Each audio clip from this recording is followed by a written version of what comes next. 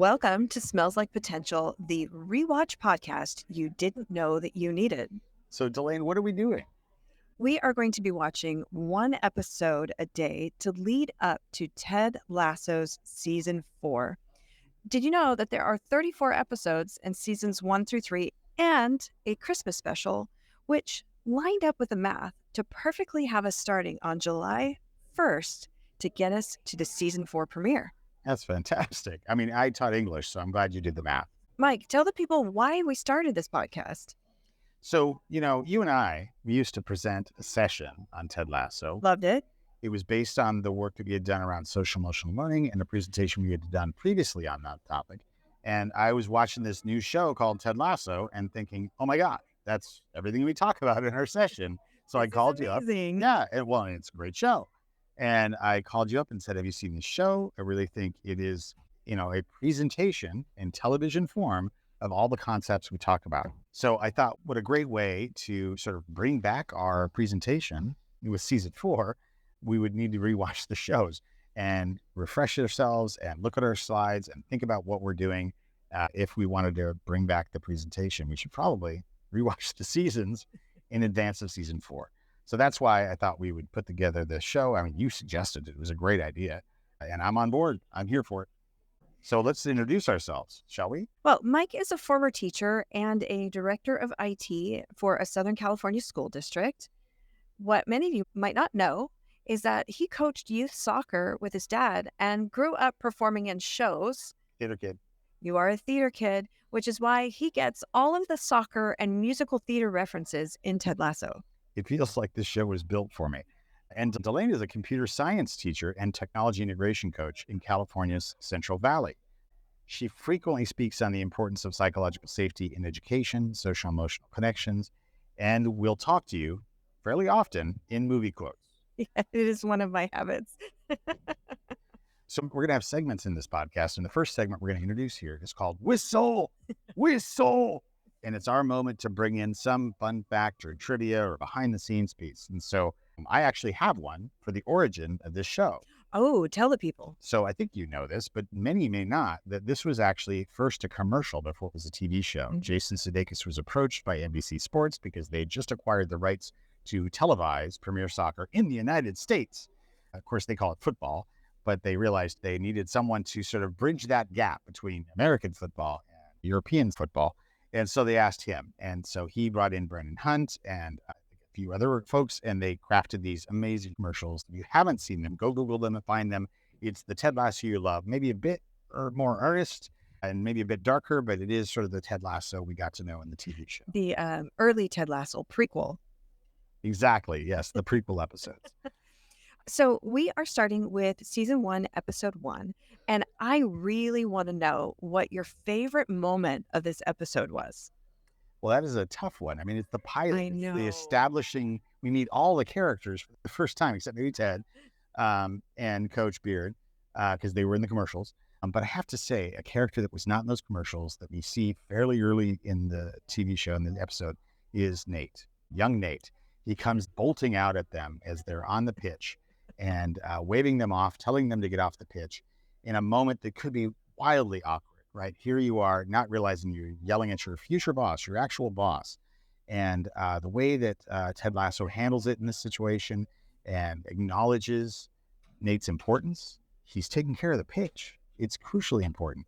And he asks him his name, and then he remembers his name. So all those interactions, I know it's more than one moment, but if I can condense the interactions with Nate, he's like, let's just presume for now you're our default mate. One of my favorite lines of the episode. How about you? What was your favorite moment? It was a question from Rebecca when they were first walking the tour of the track. And Rebecca says, do you believe in ghosts, Ted? Oh, yes. And Ted's response had me laughing for a very long time after. And he said, I do, but more importantly, I think they need to believe in themselves, which is just a wonderful insight into Ted's personality, the joy that he finds, and the way that he really tries to connect with people. He sees the best in everybody. And I felt like it really set up the show for their interactions in season 1 for Rebecca and Ted. Yeah, it set the tone also for the humor, the way that we were going to be interacting. And that's one of the benefits of this show, is that it brings so much humor in while at the same time confronting very serious topics and scary and powerful emotions. Another segment we want to do, we were thinking about like wit and wisdom and like what can we do around that. And then you came up with Whitman, like the curiosity quote that's attributed to Walt Whitman. And so the Whitman and wisdom moment of the episode, for me, it's the line that Ted says when early on, when they're on the plane, actually, he says, well, it's a lot like riding a horse. If you're not uncomfortable, you're doing it wrong. Right? So much of education is like that. We have to live in that space of discomfort. Yeah. And that really caught my attention on the plane. They're prepared. They know what they're walking into, but they don't know what they're walking into. They think they know. It's at least a fish out of water. They realize that, hey, we're American football coaches that just got hired to coach British Premier League football. And they understand some level of that absurdity. And so he's prepared to be out of his comfort zone. And it's a tribute to Ted as a character that he's willing to go and try it. And Coach Beard, of course, to go along. Right. Ever faithful Coach Beard. How about you? Did you have a Whitman and wisdom moment? It's not so much wisdom as you really have to look at the background of the screen. And in the moment where Ted and Beard need a ride home, and nobody from Richmond ordered them a car. So default Nate so kindly decided to drive them home. And if you pause the scene And where he's in like a Mini Cooper, he's like in a a Mini super Cooper, tiny car. tiny little car, if you pause the scene, you will notice Coach Beard in the back. And he is absolutely face squished up against the window, holding on to the luggage. And While Ted is going for a gag with the invisible steering wheel, right, pretending to drive a car oblivious to on Coach the Beard. American side of the car while Nate is driving. So while it might not be a Whitman and wisdom moment, it is another moment that made me crack up because you don't see it unless it's on a rewatch. Yes, absolutely. And it's one of the ones that we took the still and we included in the presentation. We absolutely did. And it really underscored that concept of if you're Of riding a comfortable, horse and being comfortable doing it because wrong. Beard was not comfortable. So clearly, Beard is doing it right because he's already uncomfortable.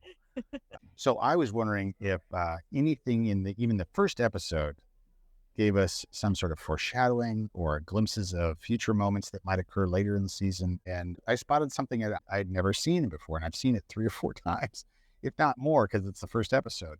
But when Roy has his first interaction with Ted Lasso, he mentions, and it was a punchline, he was trying to put Ted Lasso down by referring to him as Ronald effing McDonald. But he says, I never thought I would end my career being coached by Ronald effing McDonald. And that is an acknowledgement that he knows he's ending his career. He knows his knees are giving out. He knows that he's older. He knows that he doesn't have that much more time. And I never saw that happened that early in the show. Right. That Roy was self-aware of it. That the writers had a goal to reach and they understood where the story was going. And these little tidbits that they've dropped in for us that on the rewatch, you go, wow. Yeah. That was intense. They set us up for that incredibly. I mean, again, it really speaks to the brilliance of the writing team for this whole show. Yes. So the writing team also likes to drop in books. Yes. And so we are going to be focusing on the books of Ted Lasso. Whenever there's a book in the episode, I'm going to make sure to bring that up.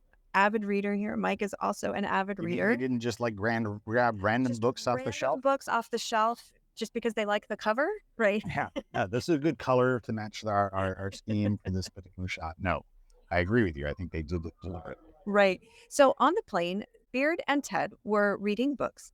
Ted had The Dharma Bums by Jack Kerouac, and Beard was reading Inverting the Pyramid, The History of Soccer Tactics by Jonathan Wilson. What's really interesting is if you look up the plot to The Dharma Bums, we have 2 friends that are on a journey to enlightenment. So it's interesting that Ted's choice is relational. Yes. He's a relational leader, and he knows he's bringing along a guy who may not have chosen this, but he's coming along because of their friendship and their partnership as coaches. And so he's reading a book that will help him envision that journey with a friend. I think that's interesting for Ted. Right. And of course, Beard is reading about soccer. Yes. So, and between the two of them, we later see that it's really Beard that knows the game. He understands and loves truly The Beautiful Game. And he is that tactical support to cover the gaps that Ted's lack of knowledge of the sport. You mean you could fill 2 internets with what Ted doesn't know about football? Yes, she's speaking to us in movie and television quotes now. Yeah, so it makes sense that his is tactical, specific. Here's what do I need to read to support my friend and colleague in this time. So again, his is sort of surgical and tactical, and that's Beard's perspective. Sometimes to his detriment. He doesn't have as much of a relational leadership style as Ted, but sometimes it's the strength of that partnership because he's the one that will point out areas where they can change their tactics and their approaches on the pitch. Right. So, really quick question for you. The name of the podcast is Smells Like Potential. Where did we see that in episode 1? It actually does occur in this first episode, so it's appropriate that we talk about the name of our podcast. And we had many possible names. Yes, we did. Some would never fly, but we felt that Smells Like Potential works on a few levels. It's in the first episode, and it's Ted's response, which is curiosity and optimism, and it demonstrates his belief that this team can do great things. It smells like potential. On another level, it's you and me talking about our anticipation of season 4, because there are many other Ted Lasso fans out there that have some level of dread that we will take a perfect show and perhaps have a less than stellar season as season 4. And many see it as they stuck the landing. They planned on 3, they built 3. I don't ascribe to this myself. I am joyful to have any more time in this universe. Right. Even if it's subpar, I don't think it will be. I believe it's going to be different. I think it's going to be a different story. I think it's going to have amazing new characters that we fall in love with. But I think all of that speaks to the potential. Right. And for season 4, we are really looking forward to finding more wit and wisdom and Ted Lasso-isms. You mean we have other segments that we haven't yet introduced? There are other segments yet to be announced. And we might even have guests. We've talked about some people we'd like to bring on. Absolutely. So if you would like to be a guest on the Ted Lasso Smells Like Potential rewatch, send us a message, leave us a comment in YouTube. We would love to have you on as a guest. But do it quickly because there's only 34 episodes and we're doing one a day in this crazy sprint. Thanks for tuning in this first episode, and be sure to catch us tomorrow for our reaction to season 1, episode 2. Do you remember the title? What? Biscuits. Biscuits. Biscuits was the boss. And remember, as the man once said, the harder you work, the luckier you get.